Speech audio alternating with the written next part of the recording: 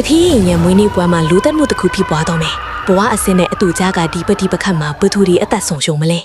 မင်းညကမိုးတဲထန်မှုတွေမေးပြောက်သွားသလိုမဲ့တထေးကတော့ယွန်းချိုတယောက်သူ့တာလင်းရမွေးနေ့ကွယ်အတွက်အလုရှုံနေပြန်တယ်ကီဂျုံကအရင်ညကတန်းရတွေကိုဖုံးကွယ်ပြီးဘာမှမဖြစ်သလိုပြုံးပြနေပြီမဲ့သူ့မျက်နှာမှာစိုးအိမ်မှုတွေရှိနေတယ်မစ္စတာဘတ်ကတော့သူ့ရဲ့တငယ်ချင်းတွေကိုဂုံယူဝန့်ကြွာစွာနဲ့နှုတ်ဆက်ပြီးပွဲကိုစတင်လိုက်ပါတော့တယ်ကီတက်ကတော့တထေးရဲ့အပြုအမူတွေကိုကြည့်ပြီးစိတ်ထဲမှာမကျေနပ်မှုတွေပိုးပြီးစုပုံလာနေတယ်။တားငယ်လေးဒါဆောင်ကတော့အရင်ညကမီအောက်ခန်းမှာသူမြင်ခဲ့တဲ့တဆေးလိုလူကြီးတယောက်အကြောင်းကိုစဉ်းစားပြီးကြောက်လန့်နေတယ်။မီအောက်ခန်းထဲမှာပိတ်မိနေတဲ့ကွင်းဆယ်ကတော့သူ့ဇနီးအတွက်လက်စားချေဖို့အခွင့်အရေးကိုစောင့်နေပါတယ်။ကီအိုကတော့ဒီပြဿနာတွေကိုအပီးတိုင်ရှင်းပစ်ဖို့ကြောက်တုံးကြီးကိုဆွဲပြီးမီအောက်ခန်းစီဦးတည်သွားတယ်။ကွင်းဆယ်တယောက်ခုနားတွေအကုန်ထုတ်ပြီးတန်တကားကိုတွင်းဖွင့်ကအပေါ်ထက်ကိုပြေးတက်လာပါတော့တယ်။ကီဦးကတော့အစင်ထစ်မထစ်လိုက်ပါဘူး။ကွင်းဆယ်ရဲ့လက်ချက်နဲ့သူ့မြေပြင်ပေါ်မှာတ